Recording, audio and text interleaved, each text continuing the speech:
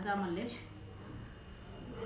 కాంగ్రెస్ ప్రభుత్వం 6 అబద్ధాలు 66 మోసాలు వీటిపై భారతీయ జనతా పార్టీ నిన్న ఛార్జ్షీట్ విడుదల చేసింది.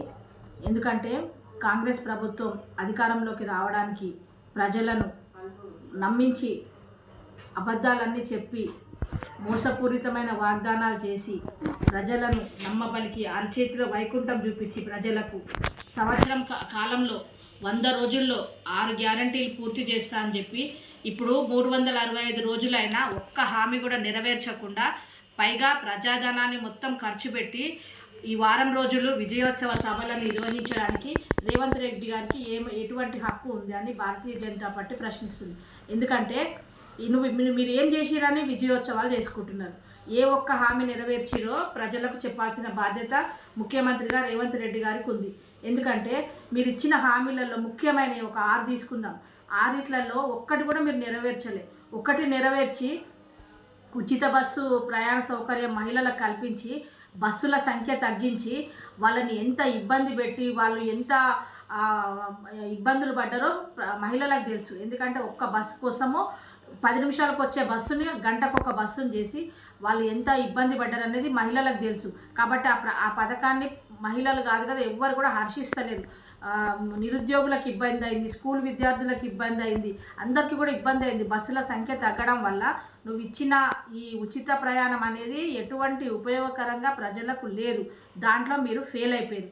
ఇంకొకటి రైతులకు రైతు భరోసా అన్నారు, రుణమాఫీ అన్నారు, బోనస్ ఇస్తాం అన్నారు, ఏవేవో చెప్పారు. ఉన్నాయి వాటి కూడా కాకుండా అదనంగా ఏవేవో సౌకర్యాలు చేస్తానని చెప్పి రైతులను నట్టేట ముంచిన ప్రభుత్వం మీది.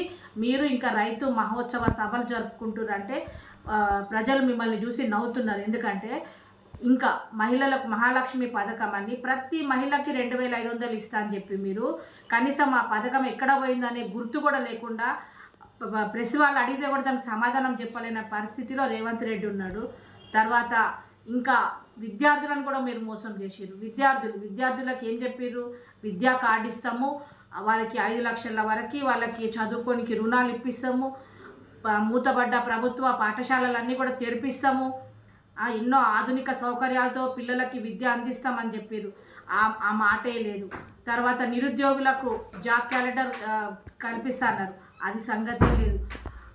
కళ్యాణ లక్ష్మి పథకం ఉంది, దాంట్లో మీరు గత ప్రభుత్వం ఇచ్చిన దానికంటే అదనంగా 1 తులం బంగారం వేసి మేము ఇస్తామని చెప్పారు.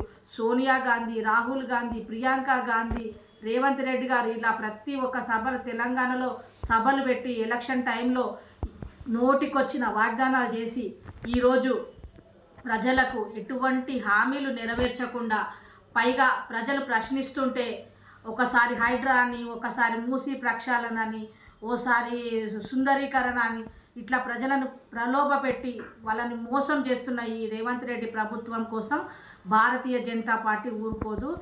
ఛార్జ్షీట్ దాఖలు చేసి ఏంటంటే వీళ్ళని ప్రతి అసెంబ్లీలో బైక్ ర్యాలీలు, మీటింగ్లు, బహిరంగ సభలు పెట్టి ప్రజల వద్దకు వెళ్ళి వీరు చేస్తున్న మోసాలు వాళ్ళు భరిస్తున్న ఇది అంతా కూడా మేము ప్రజలకు చెప్పి ప్రజలను వాళ్ళే స్వచ్ఛందంగా ముందుకు వస్తున్నారు. మేము ఎందుకు ఇంత పెద్ద పొరపాటు ఎట్లా చేసినాము?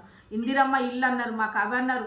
మేము అన్నీ కూడా నమ్మి కాంగ్రెస్కి ఓటేసి మేము మళ్ళీ 60 ఏళ్ళ పాలనలో వెనకకి వెళ్ళిపోయినామని ప్రజలు చాలా ఇబ్బంది పడుతున్నారు.